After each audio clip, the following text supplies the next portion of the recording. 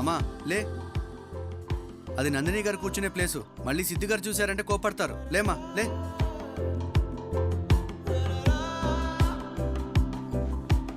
అన్నా, ఇక్కడ ఒక పోస్ట్ బాక్స్ ఉండేది, ఏమైంది? ఓ లెటర్ అమ్మా, నువ్వా? ఇంకెక్కడ పోస్ట్ బాక్స్, ఎప్పుడో తీసి పడేసిరుగా.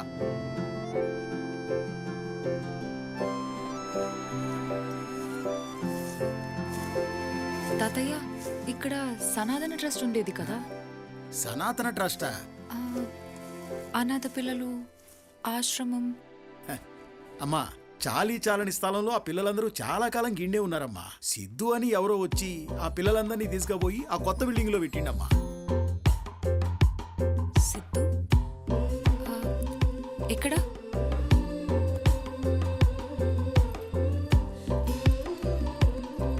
చిన్న అక్క, నువ్వా? ఎలా ఉన్నావు? నేను హ్యాపీ అక్క.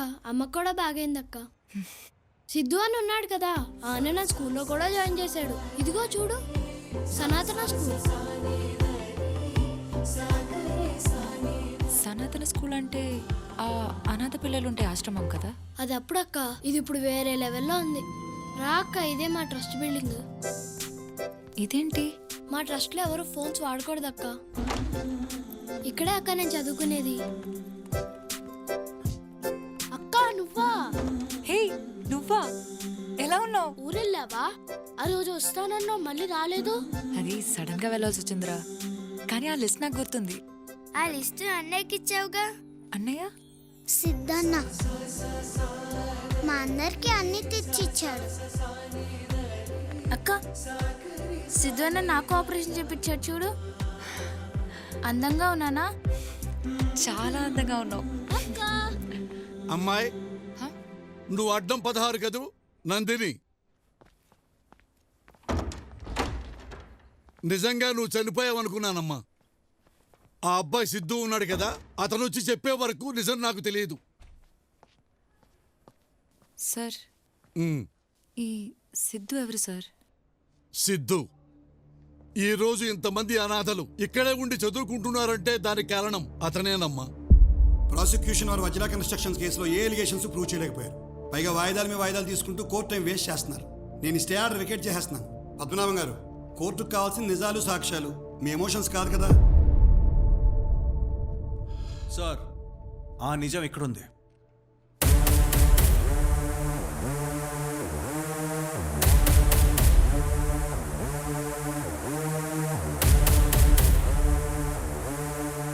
ఏముందా ఆ కవర్లో? Building papers sir. With your permission Talwar గారు 2 క్వశ్చన్స్ అడగచ్చా సార్? సివిలియన్కి ఎలా పర్మిషన్ ఇస్తారు సార్ క్రాస్ ఎగ్జామిన్ చేయడానికి?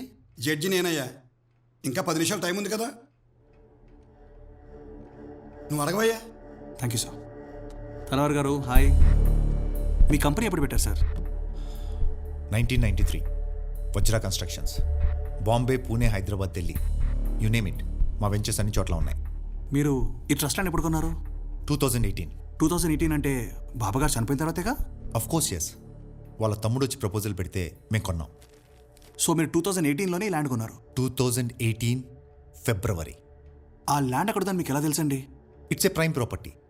We enquired it and we bought it. So అంతకుముందు మీకు బాబాజీ గారు ఎవరు తెలీదు? తెలీదు. ఆ ల్యాండ్ అక్కడ ఉందని తెలీదు? అఫ్ కోర్స్ తెలీదు. మీరు ఆ బిల్డింగ్ కన్స్ట్రక్షన్ ఎప్పుడు స్టార్ట్ చేశారు సార్? Sir please.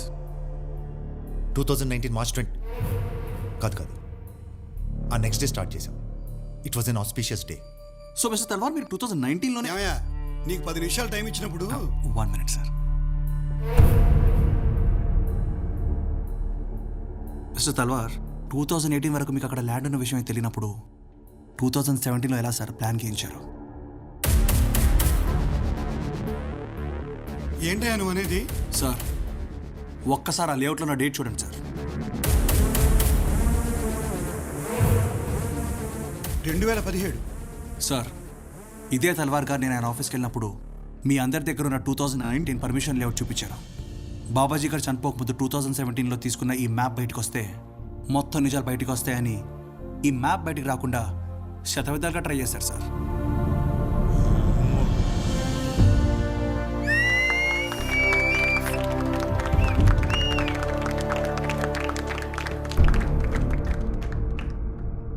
తల్వార్ గారికి వాస్తే కాదు సార్, ఆయనకు రాత్రి 12 గంటలకు యజ్ఞాలు చేయడం కూడా చాలా ఇష్టం.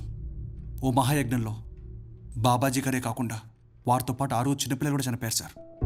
ఆ చిన్నపిల్లల అమ్మానాన్ని తీసుకెళ్ళిపోయి ఒకసారి దేవుడు వాళ్ళకి అన్యాయం చేశాడు సార్.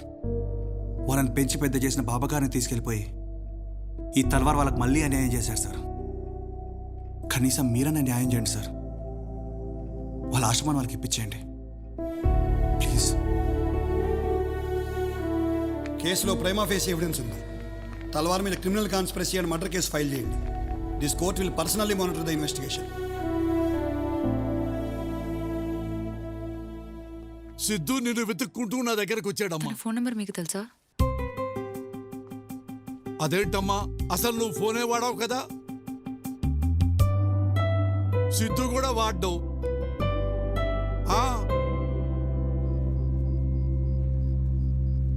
మరి ఇదంతా నాకెందుకు చెప్పలేదు? తనే చెప్పొద్దన్నాడు. నీకోసం హాస్పిటల్ కూడా వచ్చాడు, కానీ నేను చూడకుండానే వెళ్ళిపోయాడు. నేను సిద్ధుని కలవాలి.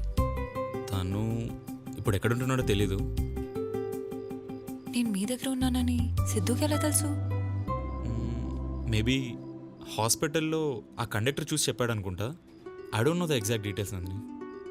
మిమ్మల్ని కలవడానికి ఒక అబ్బాయి వచ్చాడు కదా, సిద్ధు అని.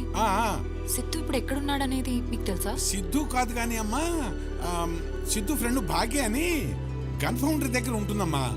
మనం అక్కడికి వెళ్ళి చూద్దామమ్మా, పదమ్మా. అమ్మా భాగి. బాబాయ్ మీరేంది ఇట్లా? ఒకసారి ఇలా రా అమ్మా. 1 సెకండ్. రింగి చెల్లిపోతుంది. బాబాయ్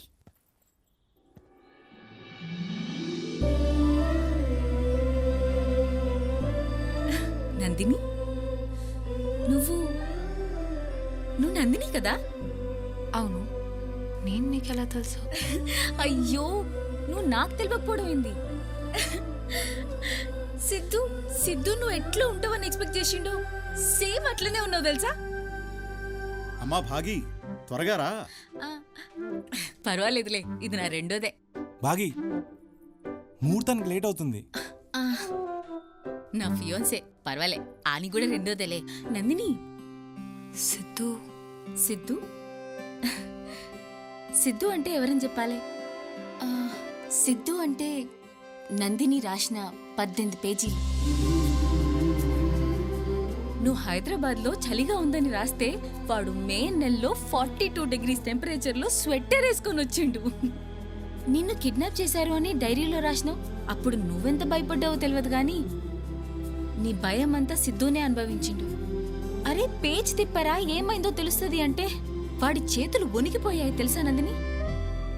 నువ్వప్పుడు ఆ సందీప్కి లవ్ లెటర్ రాసినావు గుర్తుందా? వాడు సచ్చినంత పనైంది. అప్పుడు అర్థమైంది నందిని, ఒక మనిషి ఇంకొక మనిషిని ఇంతలా ప్రేమించగలడా? నన్ను అడిగితే నువ్వు బ్రతుకున్నావన్న వాడి నమ్మకమే నిన్ను బ్రతికించింది నందిని. ఎన్ని చేసి హాస్పిటల్ దాకా వచ్చి నన్నెందుకు కలవలేదు? నేను నీకోసం చాలా చేశాను, నన్ను లవ్ చేయమని అడగాల? అసలు సిద్ధు అనేవాడు ఎగ్జిస్ట్ అవుతాడన్న విషయం కూడా తనకు తెలియదురా. నీకు విషయం తెలుసా? ప్రేమించడానికి రీజన్ ఉండకూడదు, ఎందుకు ప్రేమించావా అంటే ఆన్సర్ ఉండకూడదు. నందిని ఎక్కడికి? సిద్ధు దగ్గరికి. ఈరోజు నాకింత ఆస్పిషియస్ డే, కానీ వాడిడ లేడు. నందిని కోసం ఏదో చేయాల్సింది మిగిలిపోయిందని వెళ్ళిపోయిండు. వాడెక్కడ పోయిండో ఎవ్వరికి తెలీదు. నాకు తెలుసు. అమ్మ నాన్న సంవత్సరికం దగ్గరికి వస్తుంది. వెంకట్రావు గారికి కవర్ ఇచ్చిన వెంటనే ఎలాగైనా కాశీకి వెళ్ళాలి. ఇంకా ఇదే మిగిలింది సిద్ధు చేయడానికి. సిద్ధు ఎవరని వెతుకుతూ వచ్చిన నాకు సిద్ధు అంటే నందిని జ్ఞాపకాలు, నందిని ఆలోచనలు, నందిని అనుభూతులని అర్థమైంది.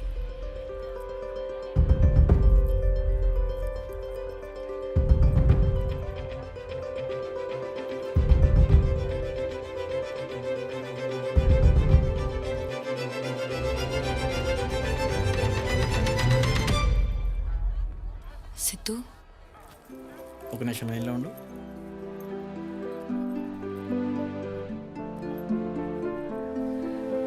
సారీ.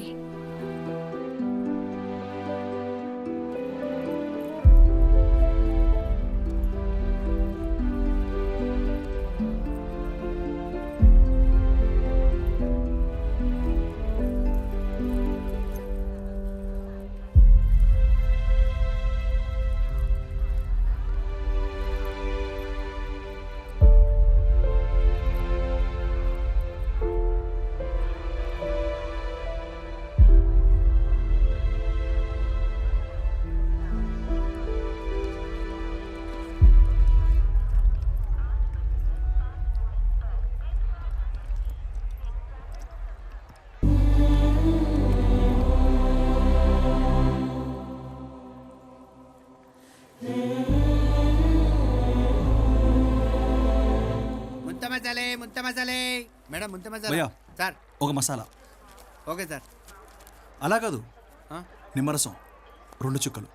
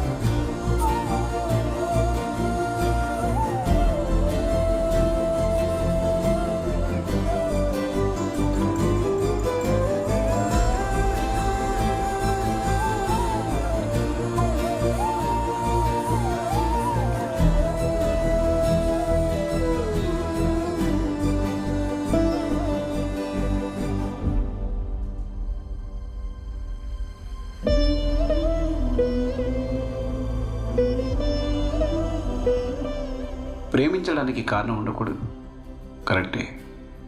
కానీ ఒక మంచి కారణం వల్ల పుట్టిన ఇంత గొప్ప ప్రేమని ఎలా కాదనగలం?